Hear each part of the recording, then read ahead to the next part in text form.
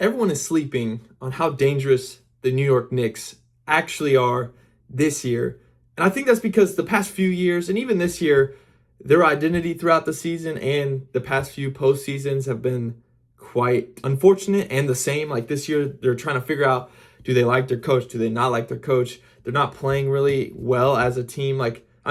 They played fine, but for their standards and hopes of winning the NBA Finals, they really haven't got it done. And so their identity has been, okay, they have a good enough roster to go make a run, go to the championship, but they haven't been able to put it together yet. And I think this year, after these last two series that we watched against the Hawks and the 76ers, I don't know why I forgot that, but after those last two series, especially the last, 6 games, the last two versus the Hawks, they belted the Hawks. And watching the last series versus 76ers, it was a 4-0 sweep. I'm going to show you exactly why the Knicks should be feared in the East, but also maybe to win the NBA championship this year. So reason number one, and I apologize, I'm not in my normal space, so I'm going to have to look over here to see my notes. But reason number one is Karl-Anthony Towns has been playing great all year. He has been playing at such a high level, and he's continued that into the playoffs. Mainly, the Knicks have been using him as they're primarily running the offense through Karl-Anthony Towns. And I think they were up by 40 against the Sixers in the last game that they played. And the ball's running through him a bunch. He had 10 assists in the third quarter or something because he's just that good. And you stick a guy like KAT, who's arguably one of the best stretch bigs that are probably ever played. He can shoot, he can dribble, he can handle the ball, he can finish, he can play defense. And so when you have a guy like that and you throw him in a pick and roll with Brunson like they have been, but when you have a guy like Brunson who can ISO, and then you have a guy like KAT, you put him in a pick and roll, and that's where the defenses are having problems because KAT can not only roll to the basket, finish, he can also pop and shoot the three. And so that's why defenses are having such a hard time guarding him. And then you add the aspect of he's not really that selfish because he's been passing the ball and stuff. So reason number one that the Knicks are dangerous is how Karl-Anthony Towns has been playing. Now, I know you might be saying, Gage, they made 11 threes in the first quarter of their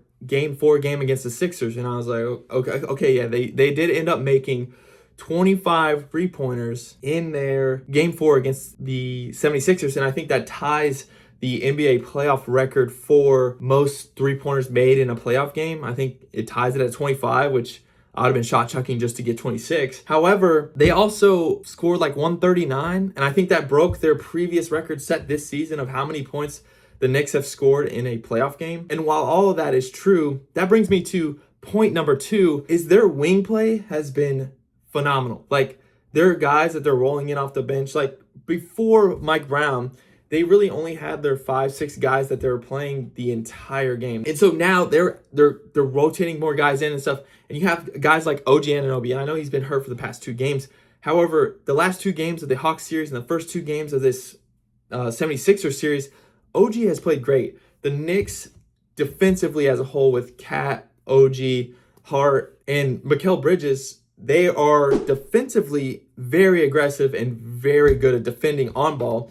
And then not to mention that their wings can all basically shoot. OG has been great for them. Their wings as a whole, I think I turn on the game, and it's Game 4. I turn on the game, and I see Landry Shammet hit this pump fake 3, basically. Pump fake, blow by. The guy's right in front of him, and he still shoots it. And I'm just I think it was their 11th 3 of the first quarter that I saw. And when I saw that going, I'm chalk it up, bro. It's over right now. And so when you have wing play like that can defend and then they also can shoot, that's just a recipe for success. And then that leads me to point number 3. So point number 1, Karl-Anthony Towns has been great. He's basically the best stretch big there is. Then 2, their wing play has been so good. But point number 3 is Jalen Brunson. When you have guys on the floor that are able to space the defenders out, Jalen Brunson is one of the best ISO players in the game right now. And he's found his rhythm in the playoffs, and he's played good. Even the games he's played bad in, quote unquote bad, it's been good games, and he's been leading the Knicks to wins. And so that's ultimately what you want at the end of the day from a guy like Brunson. But when he's in rhythm, it elevates the whole offense because he can shoot. And not only to mention, you have all your wing guys spacing the floor, and then you have a stretch big like KAT, put him in a pick and roll, or just ISO.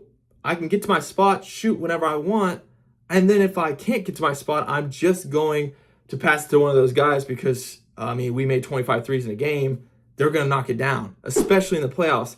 Now, I know that might not been the case in the regular season with all the frustrations that Knicks fans have been having. However, the playoffs is the playoffs. And when you're hot in the playoffs, that's what matters, not, how we played in the regular season. And so it's cool to see them coming together and actually like, this is fun basketball to watch. The fans are engaged.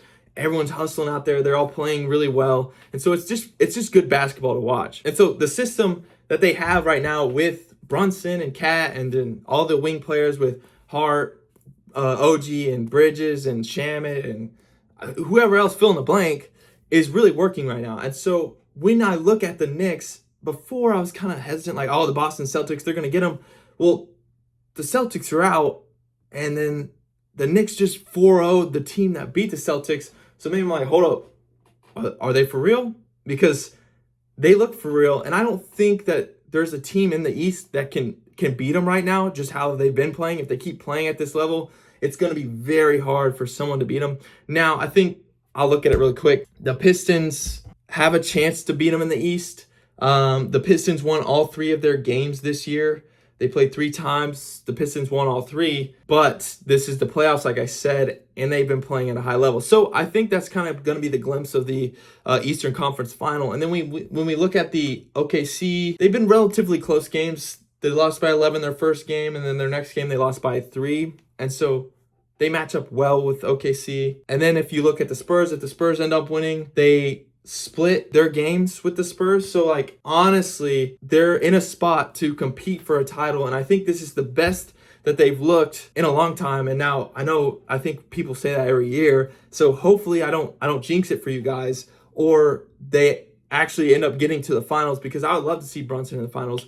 As Dallas Mavs fan at heart, I hate to see him go for nothing, basically, but I love to see how he plays and stuff. Same thing with the Luka situation. But I don't think that the Eastern Conference is really posing a threat to them right now. The way they've been playing with KAT, with Brunson, with every other wing guy that they have or role player that they have, like, the system is working right now, and I don't see the Pistons stopping them. And if the Cavs win, I think the Knicks and the Cavs kind of have similar rosters in the sense of you got the superstar guys, you got the bigs that pretty good and stuff. I just think the Knicks are more deep than the Cavs are. And so when it comes to the Eastern Conference, I think the Knicks are posed for a title run this year. And now I know you got the Thunder, one of the best teams in basketball that has been assembled as of late. Everyone's saying, oh yeah, they're odds-on favorite and stuff, they're going to win. But I think the Knicks could give the Thunder a real championship. I think this series, OKC Knicks, is going to be a good one. So let me know what you think. Do you think the New York Knicks are going to make the NBA championship? Do you think they have a shot at winning? Do you think they can beat the Spurs or the Thunder? Or do you think they're not going to get out of the East? So I want to hear what you guys think. But as of right now and how they're playing, they're my pick to make it out of the East this year in the 2026 playoffs. Now, don't come after me. I just like good basketball. I'm watching this same as you guys. Let me know down below. Make sure you like this video. Hit subscribe as we're starting out. Thank you guys for watching this video. And if you want to see another video about a playoff team, click this one right here. As always, thank you guys for watching, and I will see you guys in the next one.